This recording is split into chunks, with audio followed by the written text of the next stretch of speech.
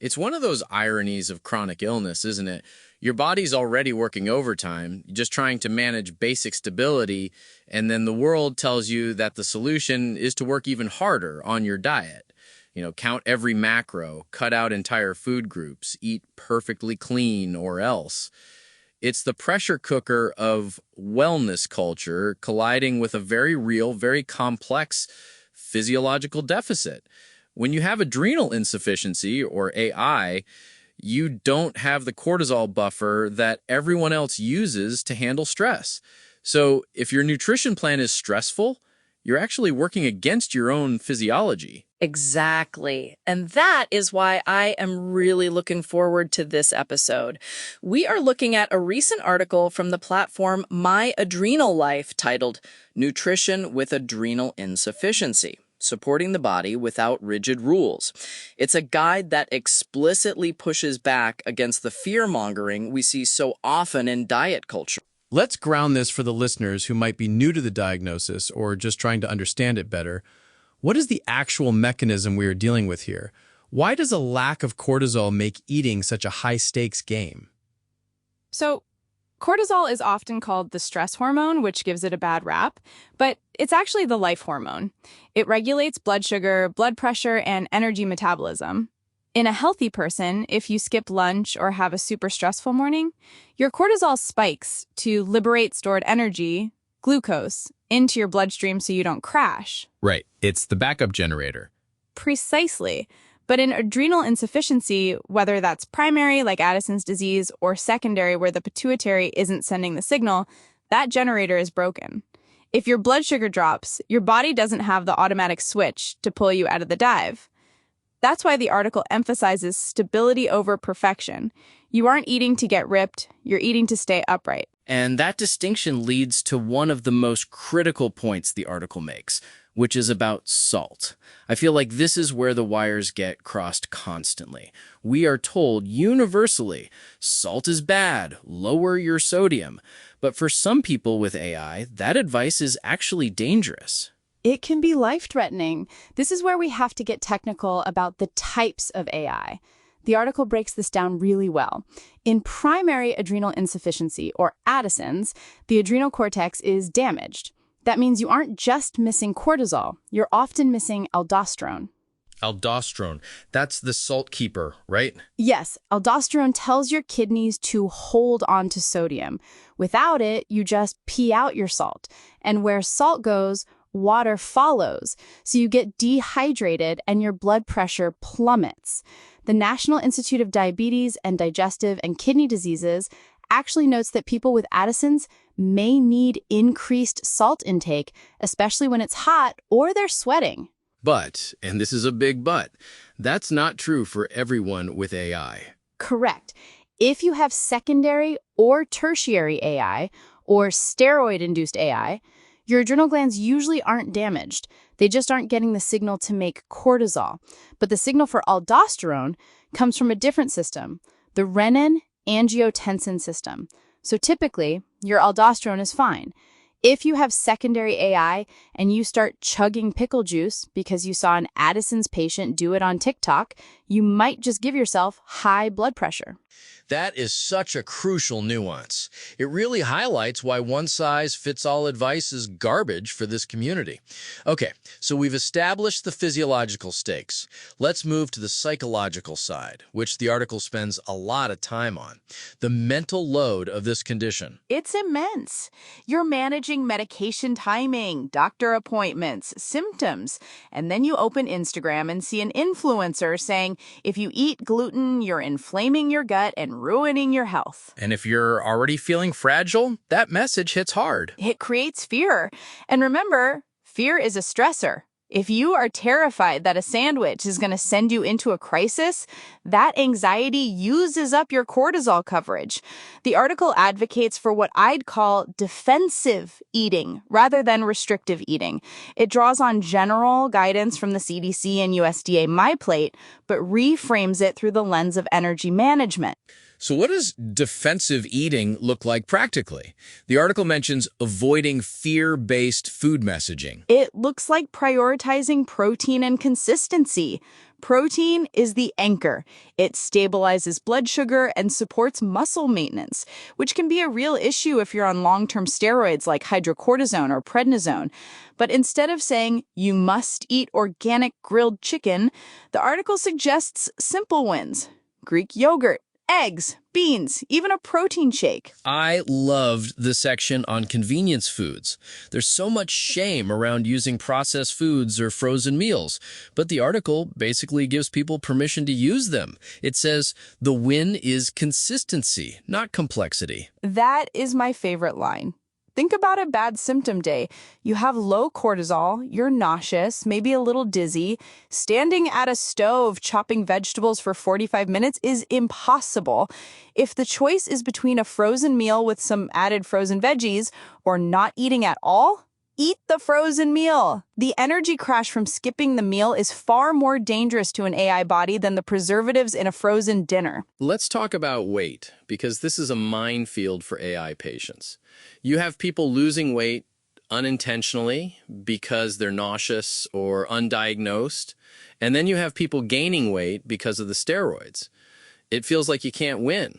It's incredibly difficult, and traditional weight loss advice, intermittent fasting, slashing calories, can be disastrous here.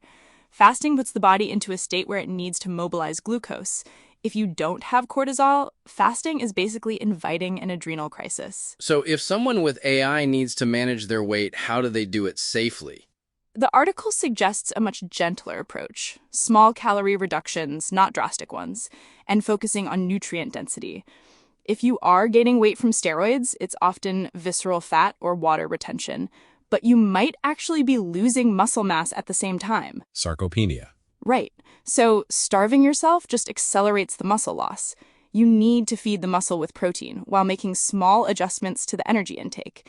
And if you are losing weight unintentionally, which is a classic symptom of under-replacement on a flare, the Mayo Clinic guidance referenced in the article suggests calorie-dense additions: olive oil, nut butters, avocados, things that pack a punch without requiring you to eat a huge volume of food. Speaking of volume and appetite, the article brings up oral nutrition supplements, things like Ensure or protein shakes.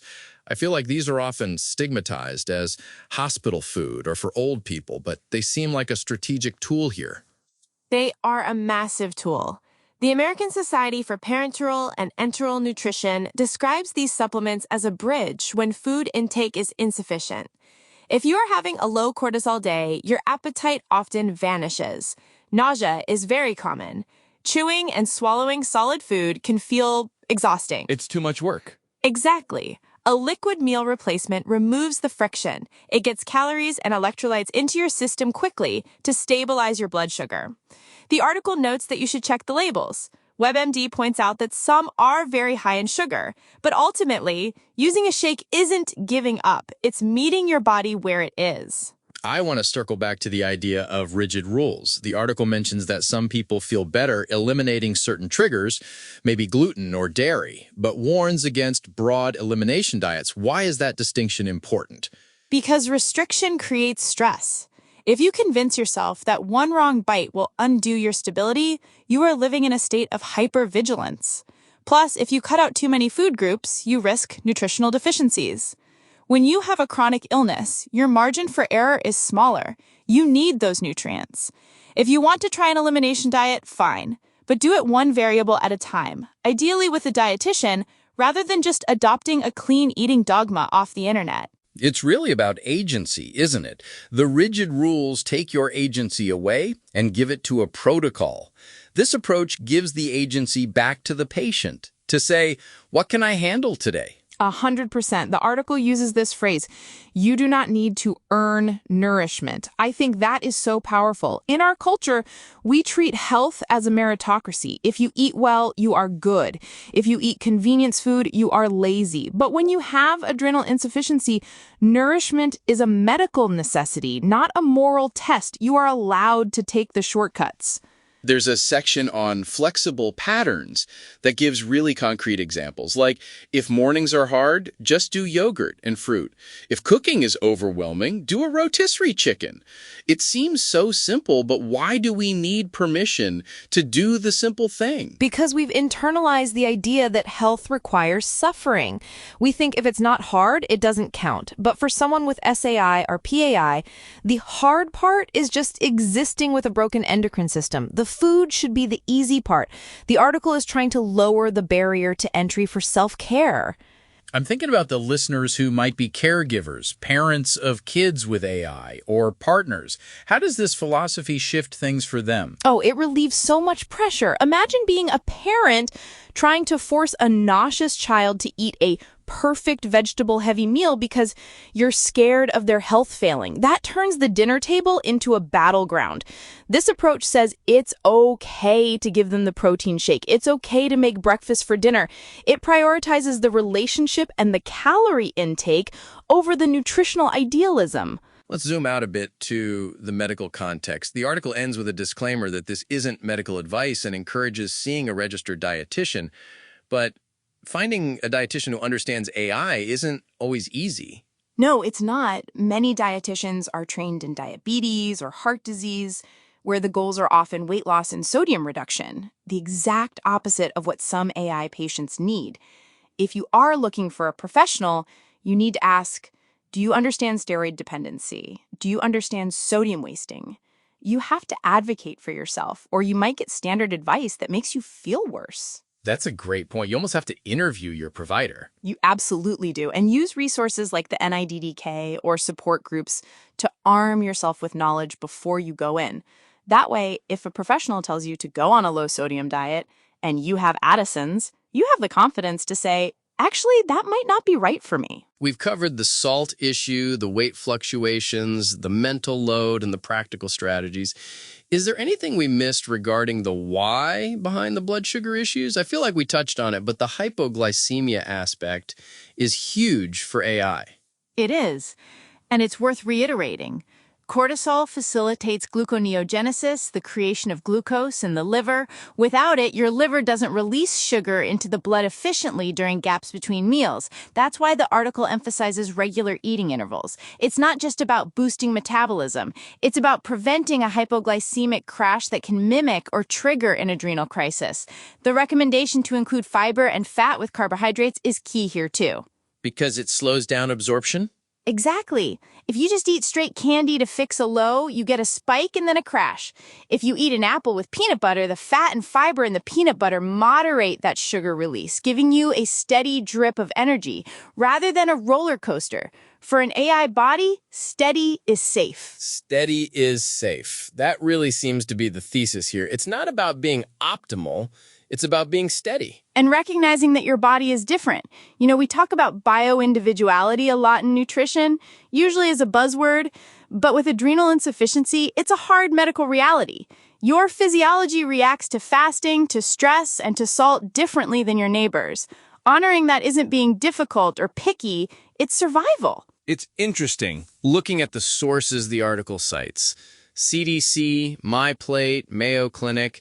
These are very standard mainstream sources.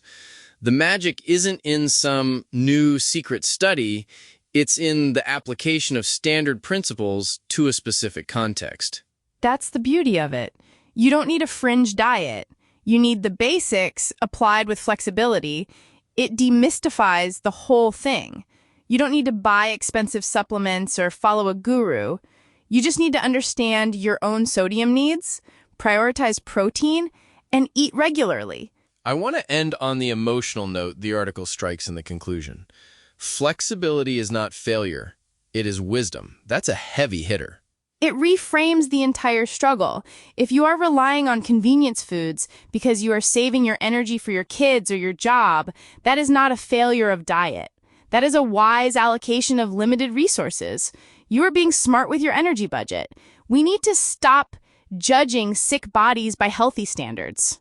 That's the takeaway right there. Stop judging sick bodies by healthy standards. It sounds like this article is really giving people permission to trust their own experience over the noise of the internet. It is. And for anyone navigating adrenal insufficiency, that permission is probably the most nutritious thing they can consume. Well said. This has been a really enlightening look at how we can support our bodies without fighting them. If you know someone navigating the ups and downs of autoimmune issues or adrenal conditions, send this their way. It might be the permission slip they didn't know they needed.